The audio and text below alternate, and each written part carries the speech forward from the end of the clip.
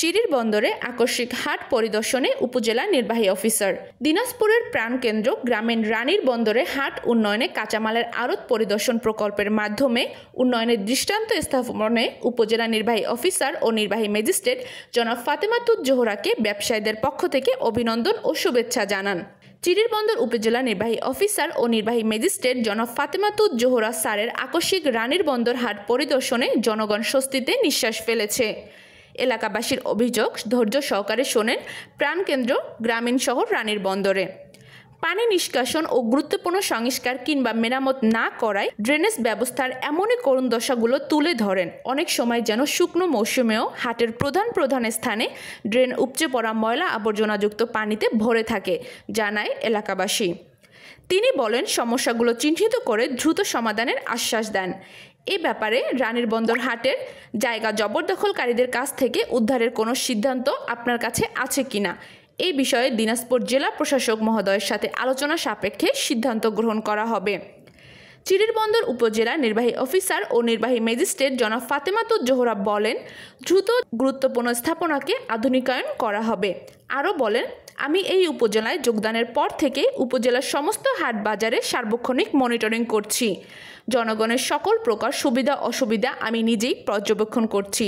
জনগণের জনমাল নিরাপত্তা নিশ্চিতকরণে সার্বক্ষণিক হাটে যোগাযোগ করার জন্য হাটের দায়িত্ব ভূমি উপসহকারী কর্মকর্তা জনাব মিজানুর রহমানকে নির্দেশ দেওয়া হয়েছে। আমি শুনেছি স্বাস্থ্যসম্মত ল্যাট্রিন থাকার পরেও অনুপযোগী হয়ে পড়েছে। অতি দ্রুত স্বাস্থ্যসম্মত পায়খানা ব্যবহারে জনস্বার্থে সকল প্রকার সহযোগিতা করার জন্য নির্দেশ দেওয়া হয়েছে স্থানীয় প্রশাসককে। কোনো সময় রানীর বন্দর হাটের অনেক অনিয়ম ও বিভিন্ন সমস্যার কথা শুনি। হাট বাজারে চাঁদাবাজির কোনো সুযোগ নেই। অপরদিকে হাট উন্নয়নে কাঁচামালের আড়ত পরিদর্শন প্রকল্পের মাধ্যমে উন্নয়নের শুভ উদ্বোধন ও দৃষ্টান্ত স্থাপন করেন উপজেলা নির্বাহী অফিসার ফাতেমাতুজ জোহরা। ব্যবসায়ীদের পক্ষ থেকে অভিনন্দন ও শুভেচ্ছা জানান। তবে তিনি বলেন, হাটের কিছু জায়গার কাজ সম্পন্ন হয়েছে, আবারও কিছু জায়গার কাজ চলমান। উপজেলা নির্বাহী অফিসার ফাতেমাতুজ জোহরা আরও বলেন, কাজের কোনো গাফলতি বা 2 নম্বরে হলে তার বিরুদ্ধে আইনত ব্যবস্থা গ্রহণ করা হবে।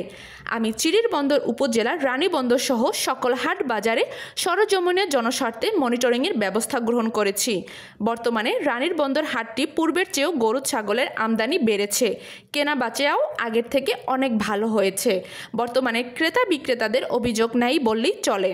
এ সময় প্রশাসক সুমন কুণ্ড 1 নং নসরপুর উপজেলা ইউনিয়ন প্রশাসনিক কর্মকর্তা মোহাম্মদ মাইনুদ্দিন সহ ইউপি সকল সদস্যবৃন্দরা উপস্থিত ছিলেন।